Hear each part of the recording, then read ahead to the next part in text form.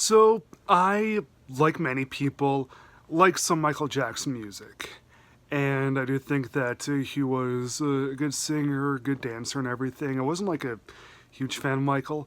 Robson, who was one of Michael's biggest proteges, biggest supporters, biggest defenders, came out and said that Michael had molested him to age 7 to age 14, roughly in that 7-year time period.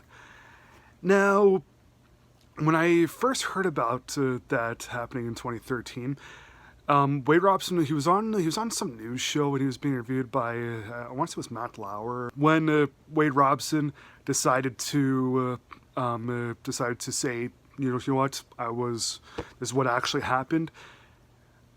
When I first heard about that, it was I thought to myself, okay, maybe Michael did something to Wade, but not to the other two.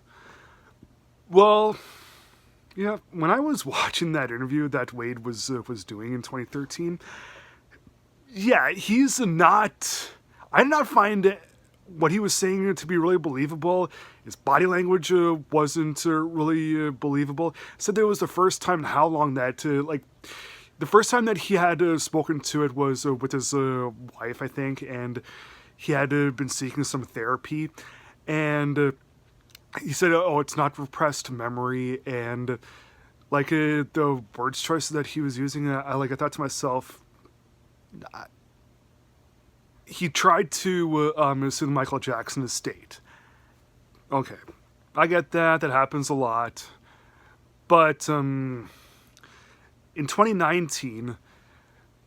Another Michael Jackson accuser named James Safechuck decided to stand alongside Wade Robson, and they ended up releasing this 4-hour documentary called Leaving Neverland, in which both men recount their times with Michael, like all the trial things that happened and how it affected them, and that they're still trying to seek financial compensation. It's like $20 million or something. When you watch this Leaving Neverland documentary, it is it's 4 hours. It is incredibly disturbing. Don't get me wrong, because they go into such immense detail about what Michael did to them. Wade Robson, a pretty big star, and when he was on Matt Lauer, he said that none of it was repressed memory. He always remembered it, and in both things he says that in the 2013 interview and in the documentary, he says that when he testified for Michael in the early 2000s lawsuit, that he said that it was really great manipulation as to for him thinking that none of that stuff was all that bad. None of that stuff was inappropriate. Everything was fine. So because Robson had claimed that none of that traumatized him until he saw his own child hold his own child in his arms, because he wasn't traumatized, how on earth is he able to remember such extreme details about all these things that happened decades before over a 7-year period? If Robson was traumatized, which in the documentary and in 2013 says that he wasn't, then yes, definitely he would remember just about everything. Keyword: just about everything. Okay. Because, as I said, decades have passed. Because Michael was always making music, he was always dancing, he was always touring, he had family of his own, he had other friends of his own. How often, the way that Wade Robson and James Safechuck tell their stories, it's as if it's as if they practically lived with Michael all the years that they groomed that he allegedly groomed them. That's really what it sounds. That's what they're trying to make it sound like. He says that Michael stopped molesting him in roughly when he was about 14 years old. Okay, so and James too said that it was roughly when they hit puberty that's when the sexual abuse stopped. So yeah, because Wade is giving such immense detail about everything, he's talking as if the things happened just the other week. I can tell you about some crazy things that have happened to me. Someone down the street can tell you some crazy things that have happened to them. And if you go back 20 years with someone, they're going to probably say they're not going to be able to paint an extremely vivid picture, because that's what happens. After decades, after years and years of supposed non-traumatizing events happening, there's going to be, your memory is going to be a little bit fuzzy. Your memory is going to be a little bit of a blur. There's going to be some things that probably aren't true, that because sometimes memory can play a little bit of tricks on you. It happens.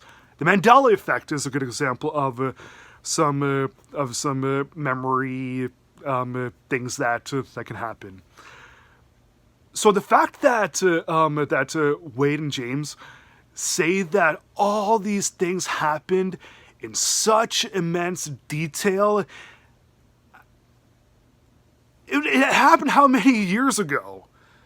Let me just give you an example of another abuse victim. Okay, remember Bug Hall from the Little Rascals movie?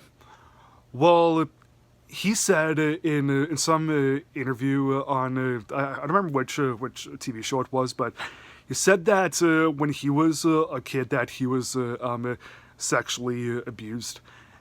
But here's what he said. Okay. He said that because so many years had passed, that his memory of everything wasn't quite crystal clear enough for things to really hold any great amount of weight to it. When James Safechuck talks about his own recollections, like his things, when he is saying his things, he's way more believable in his delivery, because you can tell just how uncomfortable, how nervous he is, how fidgety and scarred he is from everything. But because he's giving such immense detail to things, as much as Wade, there's still so much room for error, as if both of them did standard research about pedophiles, and out came this thing about Michael Jackson. When the Leaving Neverland documentary ended up coming out, of course, they got a lot of sympathy. But when they tried suing for all this money, they didn't get any of it. And, of course, there's all this backlash from people like Macaulay Culkin and Aaron Carter and Corey Feldman. Yes, this is pretty one-sided, but at the same time, you know, you have to look at some other things that ended up happening.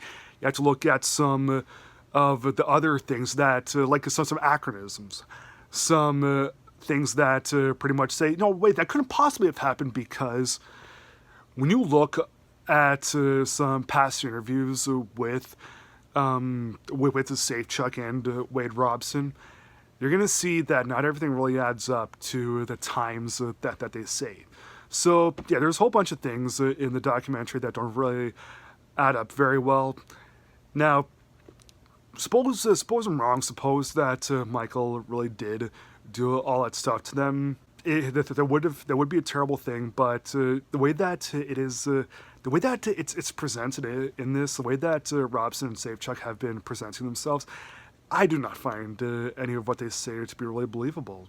And them trying to keep smearing all of Michael's things, it's terrible. So I'll give Leaving Neverland from 2019 1 star out of 4. Thanks for watching. Please like, subscribe, comment, and I'll see you again next time.